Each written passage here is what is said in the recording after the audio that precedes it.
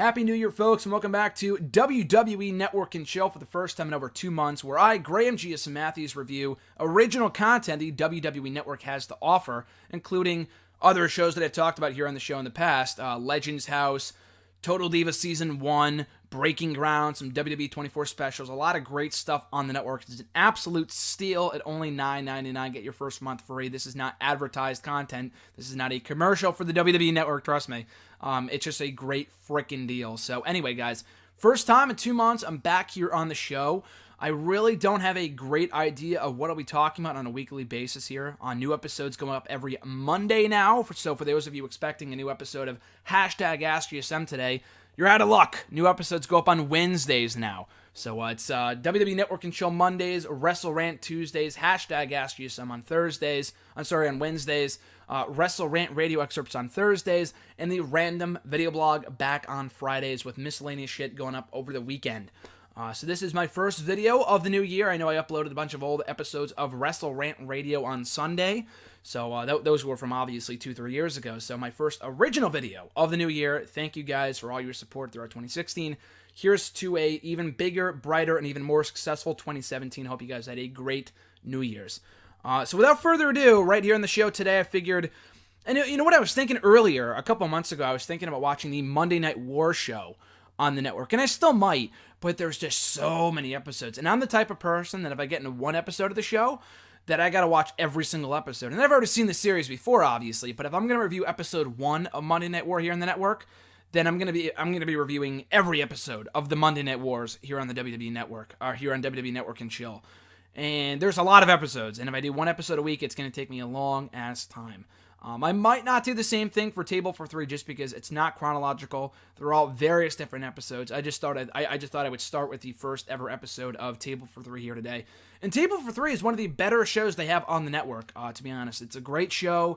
A lot of awesome conversations, candid conversations between legends, current superstars, later on, female performers from decades ago, like Molly, Holly, and just various, I think Lita was actually on an episode, I'm not exactly sure, but who cares? There's a lot of great performers on this show from the past 2 years, a lot of awesome episodes, so I figured I would start out with the first ever episode featuring Rowdy Roddy Piper, Mean Gene Okerlund, and Mr. Wonderful Paul Orndorff.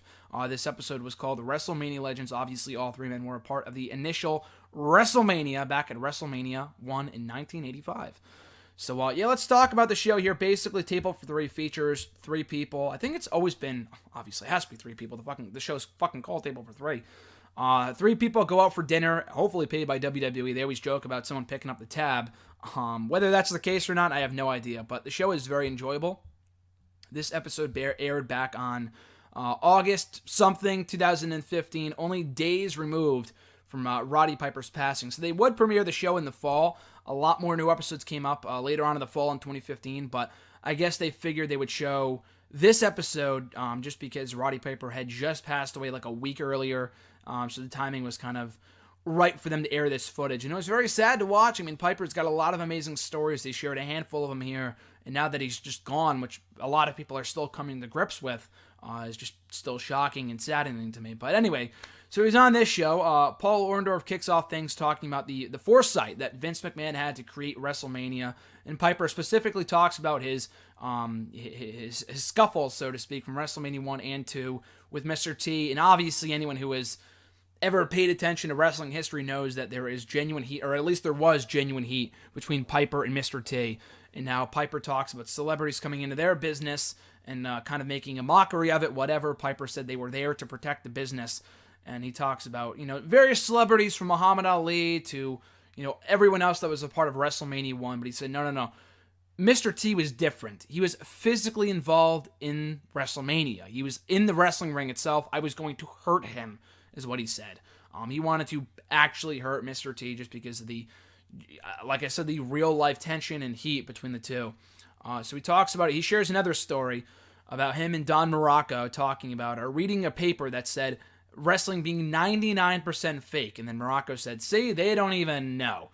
Just because they obviously they do take a lot of bumps, and it takes a toll on their bodies, so to speak, and so on and so forth. So, and which is very true. I mean, anyone obviously listening to this knows that wrestling is real in the sense of taking bumps and injuries, and that shit does happen. storylines and, the outcome of the matches might not be real, but the bumps they take are, in fact, very, very real. So they talk about that for a brief minute here, even though Mean Gene Okerlund is an interviewer, even he knows from the inside of the business. Paul Orndorff says that not everyone can do what they do. They are special. And that is absolutely true. If I wanted to go in there and do what they did, I couldn't. I couldn't take a bump for the life of me. But Piper, Okerlund to an extent, and even Paul Orndorff of all, paid their dues in the wrestling business, and they were all special in their own unique way.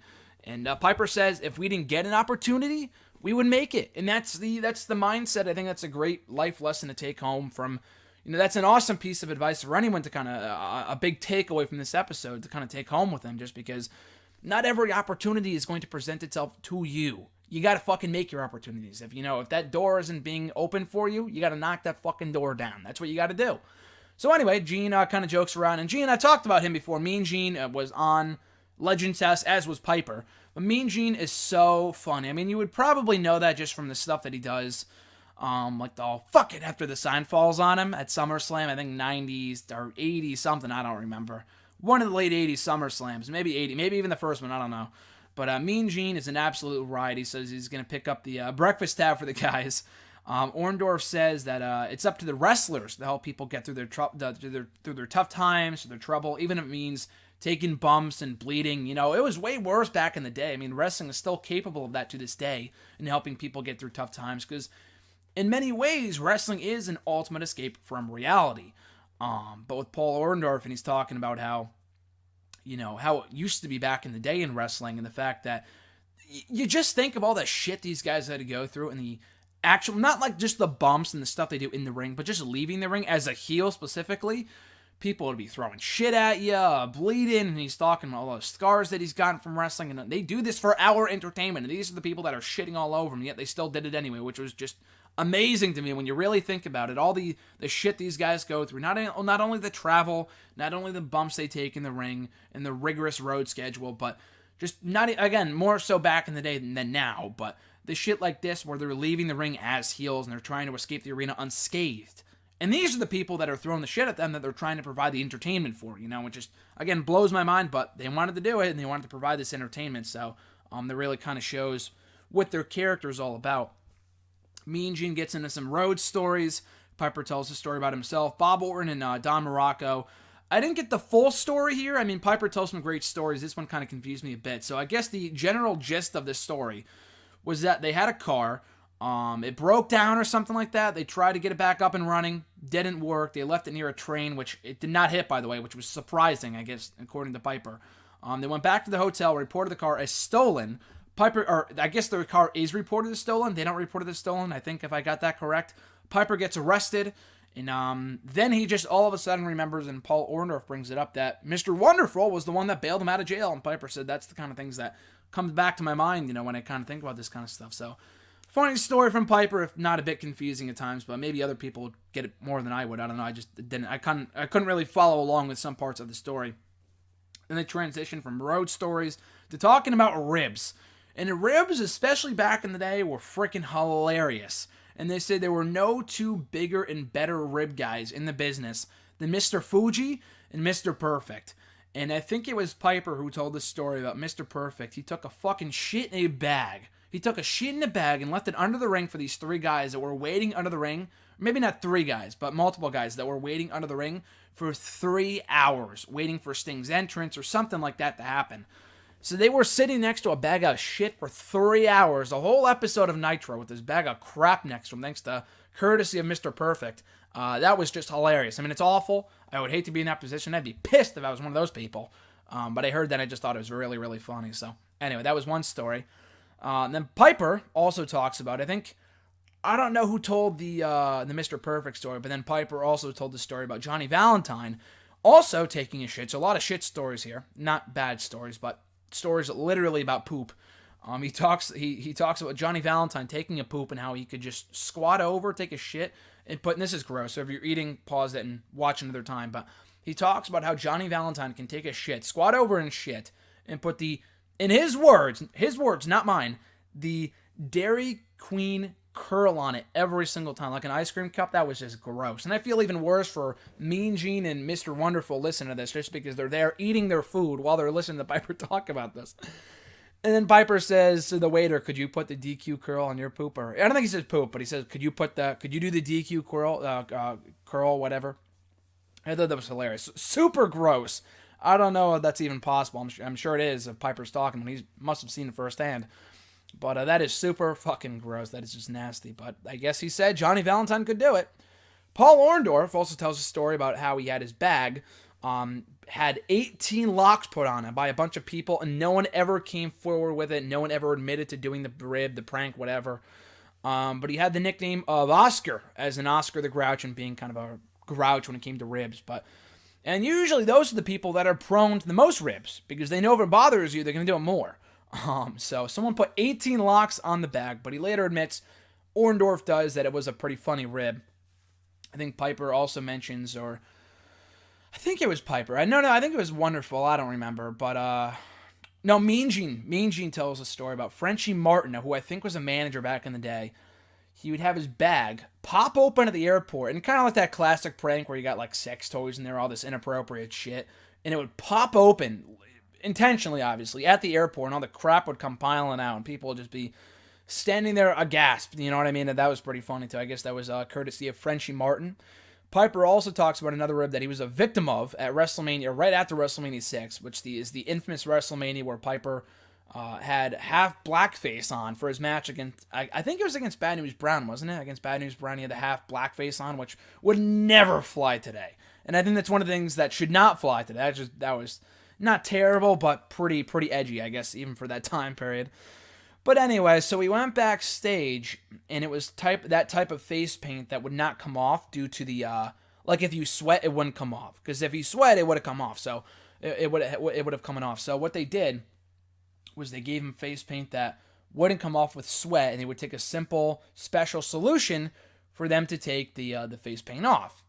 And the lady's backstage for 5 minutes applying the solution to his face. 5 minutes go by. It's still there, same spot she's still applying it to. Starts to bleed.